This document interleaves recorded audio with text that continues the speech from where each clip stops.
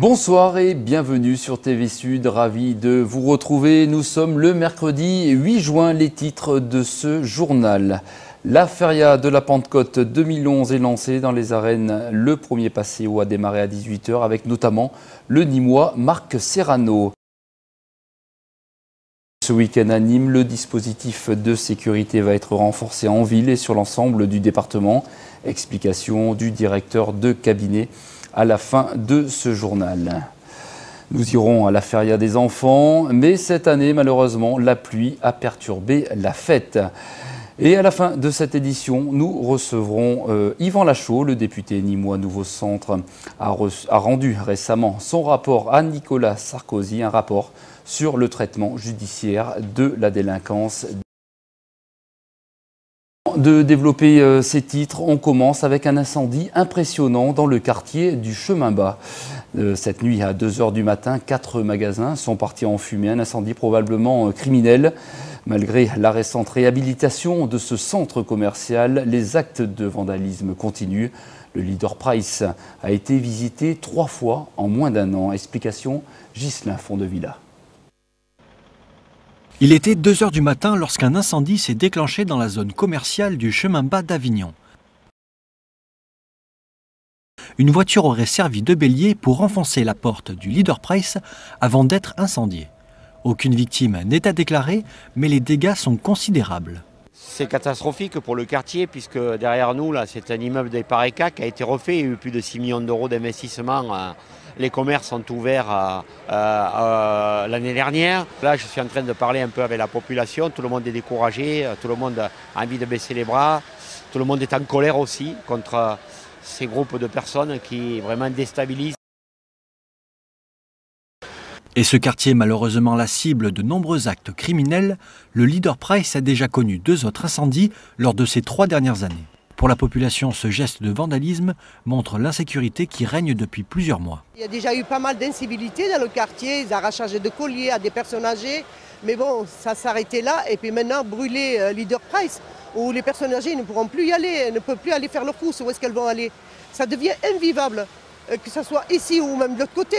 C'est pareil, ça devient invivable. Les incivilités, le comble. Une enquête a été ouverte et confiée à la police judiciaire de Nîmes afin de déterminer les causes exactes de l'incendie. On enchaîne bien sûr avec l'ouverture de la 59e Feria de Nîmes. Le coup d'envoi vient d'être donné des arènes avec au programme de cette première journée le premier Passéo 2011, une corrida qui réunit l'enfant du pays Marc Serrano, le Colombien Luis Bolivar et l'Espagnol Alberto Aguilar. Quelques minutes, Marc Serrano s'est blessé au-dessus du genou droit. Il a été évacué à l'infirmerie. Luis Bolivar a quant à lui obtenu une oreille sur son 3e taureau. Nous reviendrons sur le détail de cette course dans nos prochaines éditions. Et cette année encore, la Feria devrait attirer de nombreux visiteurs. 1 million de personnes sont attendues ce week-end à Nîmes. Du coup, la préfecture a décidé de renouveler le dispositif de sécurité déjà. Les policiers et les gendarmes devront travailler main dans la main. Ils seront plus de 450 déployés en ville et dans tout le département. On écoute le directeur de cabinet de la préfecture du Gard au micro de Ghislain Fondevilla et de Virginie Novales.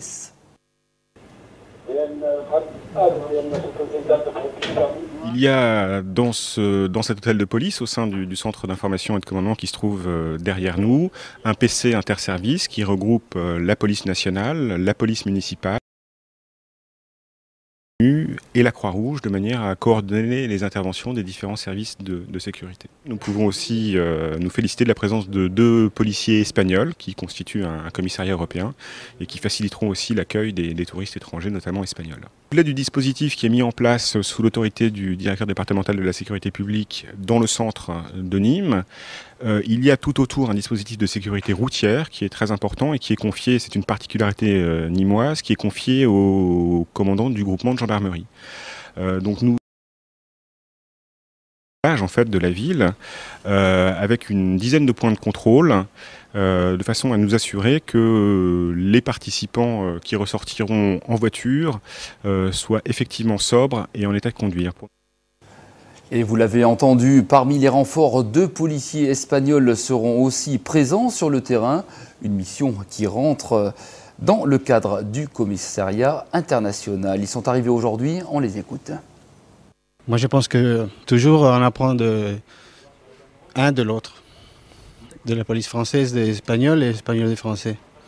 C'est pour ça les échanges. On est là pour pouvoir apporter une assistance ou des conseils si nécessaire aux Espagnols. Toujours dans le cadre de la feria aujourd'hui, toute la journée, le domaine de la Bastide à Nîmes a accueilli la feria des enfants. Au programme canoë sur le lac, pêche à la truite, balade en calèche, découverte des traditions taurines dans des arènes spécialement aménagées pour l'occasion. Rendez-vous cette année, le mauvais temps a quelque peu perturbé la fête. Reportage Virginie Novales et Frédéric Siller. Merci d'être venu, malgré le temps, à la Feria des enfants. La 10e édition de la Feria des enfants 2011 s'est inaugurée sous une pluie plutôt soutenue. Et ça tombe bien, cette année le thème, c'est l'eau. Je trouve que c'est un bon thème puisqu'il vient de pleuvoir. Il y a eu, il n'y a pas très longtemps, donc déjà une journée de l'eau mondiale. Et puis surtout, c'est que cette année, on est repoussé au fond des terrains de la Bastide. Donc, des activités nautiques, entre guillemets, pêche, kayak, pédalo dans des petits bassins pour les enfants, etc. Du spectacle de tienta aux balades en calèche en passant par un tour de canoë ou de pêche à la truite, il fallait attendre au minimum un quart d'heure à chaque stand, ce qui n'a découragé personne, surtout pour quelques minutes de pédalo. Voilà, donc on propose un stand avec une piscine avec des petits bateaux à roues à hob, voilà, pour les petits jusqu'à 10 ans environ. Ça marche bien, c'est un truc qui marche bien parce que surtout l'été il fait chaud là, donc je pense que ça va bien marcher. Pédalo à la pêche, il n'y a qu'une ligne à suivre, et pour nos pêcheurs en herbe, ça mord plutôt bien. Non, elle n'est pas morte. Ouais, c'est une texture un peu bizarre à la main. Vous connaissez le dicton, feria pluvieuse, feria heureuse, et apparemment, ça se confirme encore cette année. Tous les ans on vient, c'est très très bien organisé, malheureusement cette année il pleut. Ça apporte un peu de monde à la Bastide, ça fait découvrir un peu de tradition taurine comme ici. Bon, après, le temps qui n'est pas parmi nous, sinon c'est une journée exceptionnelle. Il y a un toboggan gonflable et aussi le canoë, les manèges. C'est assez agréable, c'est un moment où les enfants peuvent s'amuser, profiter un petit peu des espaces verts, des manèges, des jeux d'hiver, c'est très sympa. Vive la feria! Et bien sûr, il n'y a pas de feria sans bodega. Hier en avant-première, plusieurs bodegas ont ouvert leurs portes.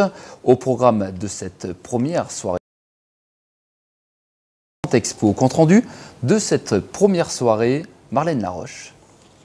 La feria et l'art tauromachique en général inspirent les artistes. À Nîmes, Wine Bar, Michel Durand sculpte taureau, lion et minotaure et s'inspire de personnalités hautes en couleurs. J'étais inspiré par le personnage et j'ai créé ce minotaure, mais absolument inspiré par le personnage, par la forte personnalité de Fresh. Ça, c'est un secret pour personne. J'ai un courrier signé semaine de juillet 2010 où il m'a annoncé qu'il avait organisé son déplacement pour venir voir la sculpture à Bellegarde. Mais je l'ai faite. Il a l'intention de la vendre pour gagner de l'argent ou quoi que ce soit. Je l'ai faite parce que voilà, je l'ai ressenti, point. Et c'est vrai que je trouve qu'elle lui ressemble. Les sources d'inspiration ne manquent pas non plus du côté de chez Jani. Couleur feria et torero sont à l'honneur, mais pas seulement.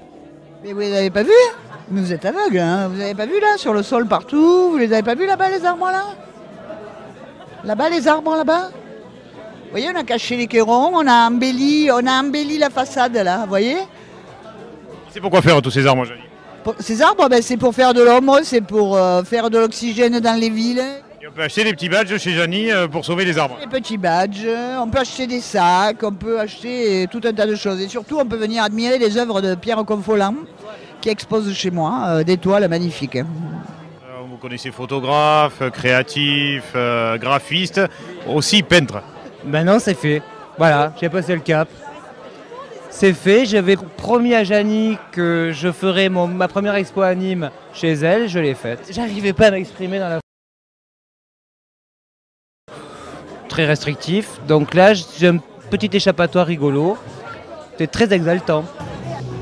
Au Royal Hotel, 3 artistes pour une exposition photographique. L'artiste féminine du trio s'intéresse de très près au côté pile du torero. Je pense que pour une femme, c'est une vision un peu plus postérieure, comme vous pouvez le voir, qui plaît à beaucoup de femmes évidemment. Et par un homme, c'est une vision plus un portrait qu'on peut voir ici, qui a été différentes, mais du Caïron effectivement, on essaie de se rapprocher, de voir l'action très très proche. Mais certaines photos sont prises d'en haut, il me semble, mais c'est aussi bien aussi des premières ou de l'amphithéâtre. Mais ce qui nous a réunis, c'est une vision du Caïron.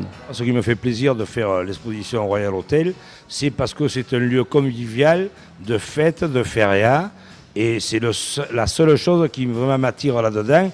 En plus, en fait, du rendu de chacun, c'est ce côté, effectivement, L'esprit de la fête est bien présent pour cette première virée artistique nocturne et elle se termine avec les bons mots d'un irréductible de la fête nîmoise. J'aime bien ce moment où on sent la tension monter, la fébrilité un peu du prélude de la feria. J'avais une amie qui disait, on dirait comme si c'est un amant qui monte les escaliers avant de faire l'amour.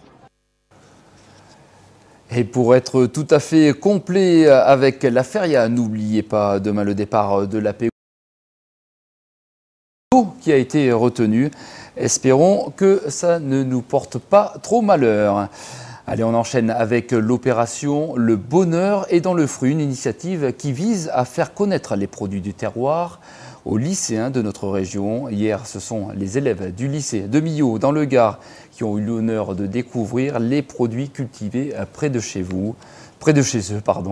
Reportage Ghislain Fondevilla. Opération Le Bonheur est dans le fruit, organisée par se déroule du 6 au 10 juin dans les 80 restaurants scolaires du Languedoc-Roussillon. Aujourd'hui, il y a 50 000 élèves qui mangent chaque jour. Donc ça va permettre de faire connaître à ces 50 000 élèves de nouveaux produits, des produits qu'ils n'ont peut-être pas l'habitude de consommer. C'est des choses que nous renouvelons une fois par trimestre. Le dernier trimestre était axé sur les produits laitiers et les fromages du territoire du Languedoc-Roussillon. Donc chaque trimestre, il y a une thématique particulière. Ce trimestre, c'est les fruits. Cette initiative rentre dans la politique agricole du Languedoc-Roussillon et le contrat de filière Agir pour les fruits et les légumes. Je crois que quand on est attaché à la fois à la santé et à l'environnement, il faut produire et consommer local. Et donc justement les risques sur les produits, donc je crois que tout ça, les agriculteurs en ont conscience. On fait en sorte que les jeunes de cette région soient des ambassadeurs des produits régionaux. Puis après, évidemment, l'objectif à terme, c'est que dans l'ensemble des 90 lycées de la région, tous les repas soient de l'agriculture régionale. Cette opération est un succès auprès des lycéens qui ne tarissent pas d'éloges sur les fruits proposés. C'est bien quand même parce qu'au moins on pourra bien déguster et tout, des bons fruits et tout, parce qu'ils ont vraiment choisi des bons fruits comparés à d'habitude. Voilà. C'est bien fait parce que dans un lycée, il y a plein de monde qui voit les fruits et tout ça et je pense que c'est bien. À midi, ça a attiré beaucoup de monde et je pense que c'est une bonne chose parce qu'on n'a pas souvent l'occasion de faire des semaines à thème et là, c'était sympa. Fort du succès rencontré, la région prévoit déjà le renouvellement. Elles sont très bonnes. Allez, on retrouve dans un instant notre invité ce soir, Yvan Lachaud, député Nouveau Centre du Gard. Il vient de rendre son rapport à Nicolas Sarkozy, le président de la République, un rapport sur le traitement judiciaire de la délinquance des mineurs. A tout de suite.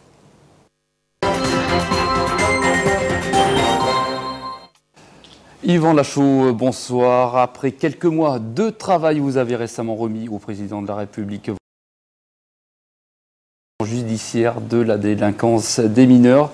C'est un rapport que j'ai là, d'une petite centaine de pages, avec vous avez le même, avec un premier constat. Aujourd'hui en France, un mineur qui vole un sac à main, par exemple dans la rue, il ne risque pas grand-chose. C'est votre premier constat ? Bon, le premier constat, c'est qu'en fait, depuis un certain nombre de mois, pour pas dire d'années maintenant, dans mes permanences, régulièrement, nos concitoyens, ni moi, gardois, viennent me dire qu'il y a effectivement très net de délinquance de proximité, vol à l'arraché, téléphone portable, agression sur le trottoir, et émanant souvent de jeunes. Voilà. Donc, mon attention a été plus d'une fois attirée là-dessus. Je connais un peu le milieu scolaire aussi, et je sais qu'autour des établissements scolaires et autour de la gare routière, notamment à Nîmes, ce qui se passe est assez insupportable, pour ne pas dire insupportable totalement. Donc j'ai décidé de rédiger une proposition de loi. Je suis allé sur cette proposition de loi. Il m'a confié une mission de 6 mois. 6 mois pendant lesquels, avec mon collaborateur Julien Devez et 2 personnes du ministère de la Justice et de l'Intérieur, j'ai eu à faire des propositions. Voilà. Vous avez fait le tour de France. 80 auditions en France. On est allé une semaine aux États-Unis parce qu'ils ont beaucoup travaillé là-dessus. On en est revenu avec des idées intéressantes aussi. Donc, l'idée, effectivement, c'est un adolescent, il a besoin d'une réponse d'abord immédiate. Ça veut dire que souvent, cet adolescent qui par exemple, oui, peut effectivement se retrouver chez lui le soir, ce qui n'est pas du tout normal et pas satisfaisant ni pour lui, parce que d'abord, il est adolescent, il a besoin d'une sanction immédiate. Deuxièmement, pour son groupe de copains, parce que ça veut dire que les autres peuvent faire pareil le lendemain puisqu'il est avec eux le soir. Et troisièmement, catastrophique pour la victime, qui peut-être va le recroiser le soir même ou le lendemain matin devant chez elle. Donc ça. Donc l'idée, c'est quoi? C'est de l'enfermer tout de suite? L'idée, c'est de dire, il faut un choc. Ça veut dire, voilà, cet adolescent, il a fait, il a commis. Ils sont mis dans un centre fermé provisoire. Ce qui nous laisse un peu de temps, ce qui laisse un peu de temps au juge des enfants, de voir quelle est la moins mauvaise des solutions pour lui. Ça veut dire que dans les 2-3 jours, une semaine au maximum qui vont suivre, eh bien, on va trouver la solution. Soit il va être en milieu ouvert, on va en parler, soit il va être sous contrôle judiciaire, soit il va être en milieu fermé, soit il va être un établissement pénitentiaire pour mineurs. À quoi ressemblent ces centres, justement? Alors, les centres éducatifs fermés sont pour les multirécidivistes, sont des centres pendant lesquels ils restent 1 an, sont des centres fermés, ils n'ont pas le droit de sortir. Et là, il y a tout un travail de réinsertion, l'objectif étant de tout mettre en œuvre pour éviter la prison, c'est évident. Mais en même temps, on ne peut pas, notre société aujourd'hui ne peut pas accepter ce qui se passe. On doit restaurer l'autorité de l'État. On souffre par trop d'insécurité, parce que ces jeunes-là aujourd'hui qui sont... c'est sûr qu'on les a fabriqués, la société les a fabriqués, mais on ne peut pas accepter que les familles ne prenant plus en charge souvent l'éducation des enfants, eh bien il se passe n'importe quoi dans la rue. Relais éducatif des parents qui ne... Notre société, elle n'est pas bâtie comme ça, mais il faut au moins essayer de responsabiliser les parents. Ça veut dire que le juge des enfants, lorsque cet enfant va lui être présenté, il faut que les parents soient présents. Et la loi qu'on va voter au Parlement là, dans quelques jours, et on a fait des propositions dans un rapport que j'ai remis au président de la République, eh bien, va imposer aux parents de venir au moins là présent, dire... dès le premier jour? Peut-être pas dès le premier jour, mais dès qu'il va être présenté au juge des enfants, il faut d'abord les chercher. Vous savez, souvent, ce sont des familles très compliquées. Faire à des familles qui sont monoparentales ou même où les 2 parents sont présents, mais qui sont l'un d'un côté, l'autre de l'autre, ou pas présents, ou en difficulté sociale et autres. Donc, il faut absolument associer les parents. Deuxième proposition forte, c'est que si cet enfant est mis sous contrôle judiciaire, eh bien, il faut qu'il soit contrôlé. Aujourd'hui, le contrôle judiciaire n'est pas contrôlé. Le juge dit, voilà, cet enfant n'a pas le droit de sortir de chez lui de 19h le soir jusqu'à 8h du matin. Eh bien, personne ne va le contrôler. Personne, il n'est pas contrôlé. Donc, ça veut dire qu'on prend une décision catastrophique. Donc, c'est mettre des policiers derrière chaque jeune? Non, non, non, on propose de mettre en place le bracelet électronique. Ça veut dire que le soir, cet enfant est sous bracelet électronique.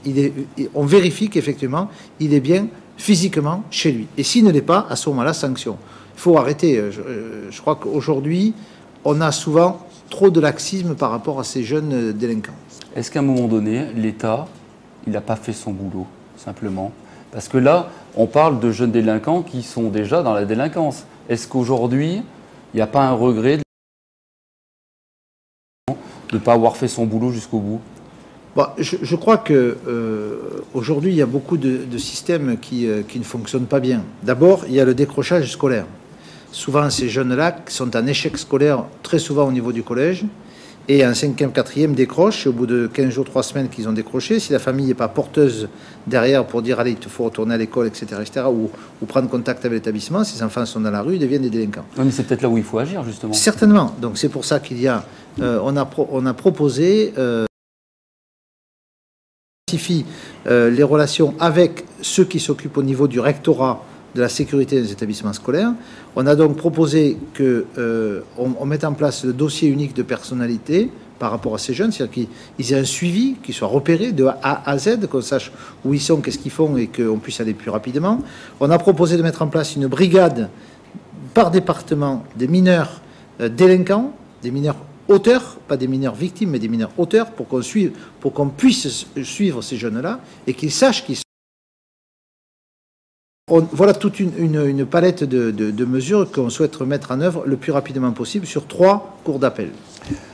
Est-ce que, justement, la police de proximité, qui a été plus ou moins supprimée dans certains quartiers, est-ce que ce n'était pas non plus une solution, à court terme en tout cas? Alors, moi, je pense qu'il faut effectivement de la police de proximité. Il faut qu'elle revienne, donc. Oui, alors peut-être pas de la même façon. On leur demandait souvent de faire un travail de bureau, enregistrer les plaintes et autres. Je pense qu'on doit avoir une police de proximité présente sur le territoire. L'autre question, c'est est-ce qu'il faut mettre davantage de policiers? Ma réponse est oui, on ne peut plus enlever des effectifs. Est-ce qu'il faut mettre davantage de moyens de la... Mais je dis Michel Mercier, on a déjeuné ensemble sur un certain nombre de points avec d'autres parlementaires, et aujourd'hui, on va faire en sorte qu'il y ait davantage de personnes dans la justice. Il manque des greffiers pour aller plus vite. Il manque des juges pour aller plus vite. Il manque des policiers sur le terrain. C'est une évidence. Est-ce que Nicolas Sarkozy a compte de ça? Bien sûr, alors c'est difficile parce qu'il faut respecter notre équilibre financier, ne pas dépasser, ne pas augmenter le déficit de l'État, mais il n'empêche qu'il y a certainement des domaines dans lesquels on peut faire des efforts. Mais là, aujourd'hui, on doit restaurer l'autorité de l'État. Et ces jeunes-là, aujourd'hui, nous avons la responsabilité de tout mettre en œuvre pour qu'ils ne finissent pas en prison et qu'ils soient rééduqués et réinsérés. Et ça ne peut pas se faire que par, et je peux affirmer notamment ici, que les éducateurs de la protection judiciaire de jeunesse, mais souvent, ils rencontrent ces jeunes avec 3 semaines, 3 mois, 6 mois après l'acte. Le jeune, il ne sait plus de quoi on lui parle. Il en a tellement fait depuis. Donc je pense qu'il faut leur donner les moyens, effectivement, d'être plus rapides, plus efficaces. C'est un petit peu ce qu'on a proposé dans le rapport. Donc votre rapport ne terminera pas aux oubliettes, comme beaucoup de rapports en France? Ben écoutez, je pense qu'il ne va pas terminer aux oubliettes, dans la mesure où je pars sur une mission de 6 mois qui m'est confiée en tant que parlementaire par le ministre de l'Intérieur et le ministre de la Justice. Ces mesures-là, sur 3 cours d'appel, elles sont arrêtées aujourd'hui, Versailles, Lyon et Nîmes. Et celle de Nîmes. Voilà, et celle de Nîmes. Donc, d'ici le mois de septembre, j'ai rencontré hier le directeur national de la police judiciaire, de protection judiciaire de la jeunesse. Nous allons, en septembre-octobre, ouvrir un centre provisoire sur la cour d'appel de Nîmes et nous allons rencontrer tous les acteurs pour mettre ceci en place. Je crois que je n'ai pas envie que des politiques extrêmes se saisissent de ce dossier-là parce que nous ne l'aurions pas lu. Les partis démocratiques qui sont élus depuis plusieurs décennies, de gauche comme de droite, n'ont certainement pas traité ce sujet-là assez correctement. On est aujourd'hui embarqué, il faut réagir très vite pour pas que d'autres s'en saisissent. Et ce n'est pas de la récupération, c'est parce que nous sommes élus pour faire notre travail. La sécurité, c'est du social, parce qu'on doit protéger les plus en difficulté, que sont les jeunes et les personnes âgées. Ce sont ceux-là qui sont les plus en difficulté dans la société, et c'est notre boulot quand on est élu de le faire. Yvan Lachaume, merci d'avoir accepté notre invitation à suivre Tendido Sud sur TV Sud. C'est la fin de ce journal. Merci de votre attention et à demain.